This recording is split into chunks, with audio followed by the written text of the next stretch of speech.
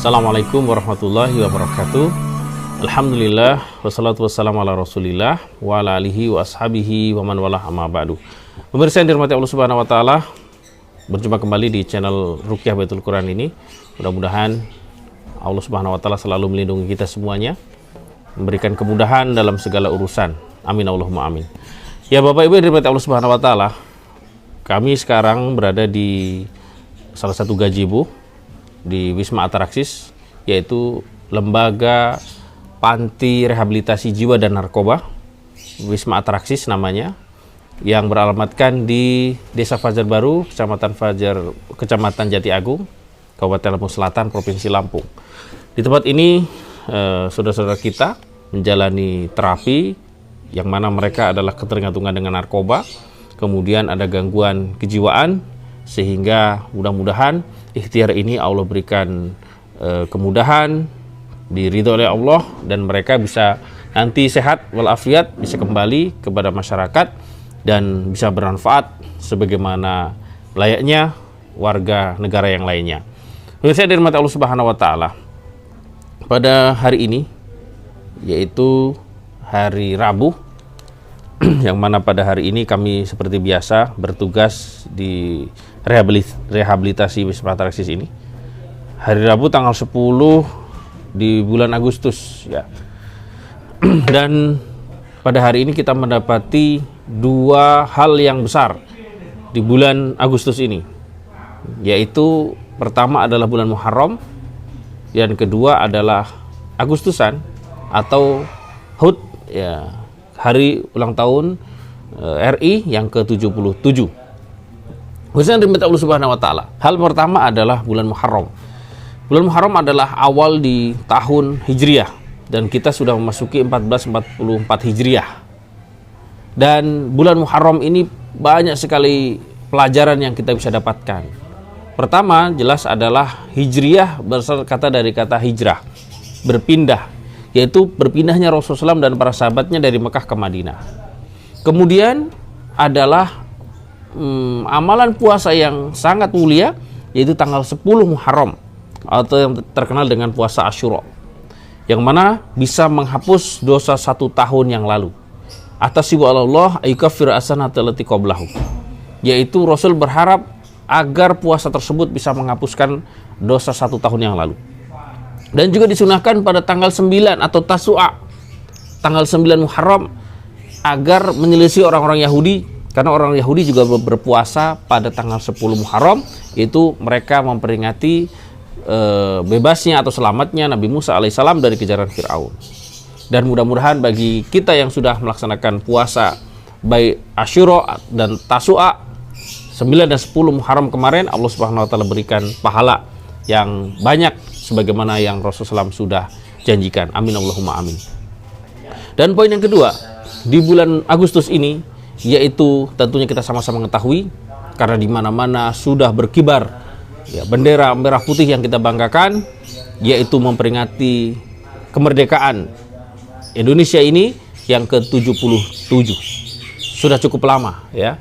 Dan tentunya kita sebagai generasi penerus dari para pahlawan harus memahami betul makna dari kemerdekaan, makna dari nikmat Allah Subhanahu wa taala yang bernama merdeka, atau kalau bahasa Arabnya adalah istiqlal, kemerdekaan. Ya, pemirsa dirahmati Allah Subhanahu wa taala, kemerdekaan yang didapat dari tahun 1945, yang mana perjuangannya membutuhkan perjuangan yang sangat lama, karena penjajahan ya berabad-abad terjadi di tanah air kita ini. Ada Belanda, ada Jepang, ada Portugis, dan yang lainnya. Itu bukan waktu yang sebentar. Itu membutuhkan banyak pengorbanan, waktu, pikiran, tenaga, keringat, darah, bahkan nyawa dipertaruhkan untuk mendapatkan kemerdekaan. Dan negara ini merdeka bukan dikasih oleh Belanda, bukan dihadiahi oleh mereka, namun direbut dengan mengusir dengan senjata ala kadarnya, yang kita kenal dengan senjata bambu runcing. Dengan semangat heroik, semangat bagaimana berjihad di jalan Allah Subhanahu wa taala untuk memerdekakan negara yang kita cintai ini. Kaum muslimin dirahmati Allah Subhanahu wa taala. Dan umat Islam khususnya perlu memahami, ya, perlu bisa mengambil pelajaran yang penting dari kemerdekaan yang kita dapatkan. Yang mana kita ketahui bahwasanya para ulama terdahulu, para kiai, para santri ikut berjuang melawan Belanda, melawan penjajahan karena terdorong yaitu motivasi perjuangan di jalan Allah Subhanahu wa taala. Di dalam surat As-Saff ayat ke-10 hingga 12, Allah memberikan kabar kepada kita yang saya yakin para ulama mengetahui ayat ini dan para santri yang berjuang juga memahami ayat ini.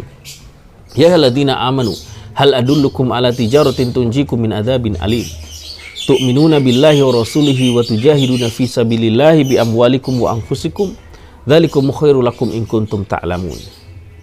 Wahai orang-orang yang beriman, kata Allah, maukah kalian aku tunjukkan sebuah perniagaan, sebuah jual beli antara Allah dan manusia, yang mana jual beli tersebut tentunya tidak sama dengan jual belinya manusia dengan manusia. Kalau kita sebagai penjual menjual sebuah barang yang misalnya 10.000, kemudian ditawar oleh pembeli dengan harga 100.000, 1 juta, dan sebagainya dan seterusnya, maka tentunya kita akan senang. Namun Allah lebih daripada itu. Allah akan menambah berkali-kali lipat dari apa yang kita jual kepada Allah Subhanahu wa taala. Apa yang Allah tawarkan? Tunjikum min adzabin alim, yang mana kalian akan diselamatkan dari azab yang sangat pedih. Tu'minuna billahi wa rasulihi wa tujahiduna fi sabilillah. Yang kalian, ya, yang dijual kepada Allah itu adalah beriman kepada Allah dan Rasulnya, kemudian berjihad di jalan Allah, maka Allah akan memberikan yaghfir lakum dunubakum, akan mengampuni dosa-dosa kalian. Wa yadkhilukum jannatin tajri min tahtiha al-anhar, dan akan masukkan kalian ke dalam surga yang mengalir di bawahnya sungai-sungai. Wa masakin thayyibatan fi jannati adan, dan tempat yang baik yaitu di jannah, di surga Aden. Dzalikal fawzul adzim, itulah kemenangan, itulah kesuksesan yang sangat besar. Maka kita lihat para pejuang, para pahlawan termotivasi. Seperti mereka tidak ada rasa takut. Kalau orang bilang sekarang adalah sudah hilang rasa takutnya. Sudah tidak ada rasa lagi rasa takut karena termotivasi dengan ayat-ayat Allah Subhanahu wa taala. Kaum muslimin dirahmati Allah Subhanahu wa taala, maka kalaulah dahulu para pejuang dengan gigih dan gagah berani karena mengharap betul ridha Allah Subhanahu wa taala, maka tentunya hari ini bukan kemudian kita berbalik arah, bukan kemudian kita berbeda dengan mereka, tetap harus kita lanjutkan perjuangan-perjuangan mereka. Bersama dengan Allah Subhanahu wa taala. Kalau dahulu para pejuang kita berjuang melawan penjajah, kalau sekarang penjajah-penjajah tetap akan ada, baik itu berbentuk jin maupun berbentuk manusia. Berbentuk manusia tentunya adalah bagaimana menyesatkan kita sebagai teman, sebagai keluarga, dan tentunya kita harus berjuang untuk bisa terbebas dari ajakan-ajakan yang buruk. Adapun setan jin adalah bagaimana menggelincirkan kita nih kaum muslimin atau manusia pada umumnya agar kita salah jalan, agar kita berbeda jalan, bukan siratal mustaqim lagi. Kaum muslimin dirahmati Allah Subhanahu wa taala, apalagi berbicara mengurus wilayah yang sangat besar dari Sabang sampai Merauke.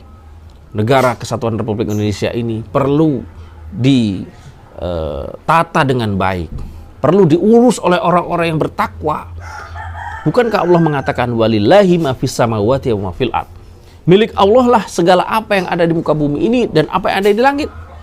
Jadi kita harus sadar bahwasanya bumi ini adalah bumi Allah Subhanahu wa taala. Maka tentunya kita tidak boleh untuk melanggar apa-apa yang Allah Subhanahu wa taala sudah tetapkan. Kaum muslimin dirahmati Allah Subhanahu wa taala, Allah menceritakan bagaimana pintarnya, bagaimana kuatnya Fir'aun, Namrud ketika itu. Namun mereka tidak soleh, namun mereka ingkar kepada ayat Allah Subhanahu wa taala, maka Allah hancurkan. Dan kita bisa melihat hari ini cerita-cerita dari Al-Quran bagaimana ngerinya Allah Subhanahu wa taala menghukumnya. Kaum muslimin dirahmati Allah Subhanahu wa taala, maka seharusnya jangan kita ikuti Fir'aun, jangan kita ikuti Namrud, jangan ikuti orang-orang terdahulu yang salah. Dan Allah Subhanahu wa taala juga sebutkan bagaimana orang yang sukses di dalam mengurus kerajaannya. Siapa dia? Sulaiman alaihissalam. Sulaiman itu adalah seorang raja, namun juga seorang nabi, dan beliau tidak pernah menyombongkan apa yang beliau sudah dapatkan. Bahkan Allah mencuplikan pernyataannya dalam surat An-Naml 40. Hadza min fadli Rabbi liyabluwani ashkuru am akfur. Ini semua adalah karunia dari Allah. Beliau tidak mengatakan ini adalah karena jerih payahku. Beliau tidak mengatakan ini adalah karena aku yang pintar. Tidak. Walaupun beliau pintar, walaupun beliau cerdas, namun tidak menyombongkan diri.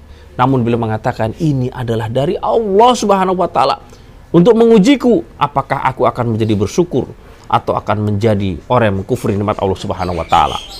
Pemirsa nikmat Allah Subhanahu wa taala. Belajar dari hijrahnya Rasulullah SAW dan belajar pula dari para pahlawan yang selalu kita ingat dalam periode 17 Agustus, maka seharusnya kita kembali ke jalan yang benar. Di dalam surat Al-A'raf 96, Allah menjanjikan, walau anna ahlal qura amanu wattaqau lafatahna alaihim barakatim minas sama'i wal ard. Seandainya penduduk negeri beriman dan bertakwa kepada Allah dengan benar, niscaya Allah akan bukakan pintu-pintu berkah, pintu-pintu rezeki, baik dari langit maupun dari bumi. Walakin kadzabu fa akhadnahum bima kanu yaksibun. Namun sayang, mereka banyak yang mendustakan ayat-ayat Allah, maka Allah pun memberikan apa yang mereka sudah lakukan. Kaum muslimin dirahmati Allah Subhanahu wa taala. Mudah-mudahan dari pribadi-pribadi kita yang baik, berangkat dari rumah masing-masing, kemudian nanti menyebar, bertambah menjadi keluarga yang baik, menjadi sakinah mawaddah warahmah, kemudian menjadi masyarakat yang madani, menjadi masyarakat yang baik, kemudian bertambah lagi menjadi negara yang baik, baldatun thayyibatun wa rabbun ghafur. Allah akan memberikan barokahnya kepada kita sebagaimana yang Allah sudah janjikan di dalam Al-Qur'anul Karim.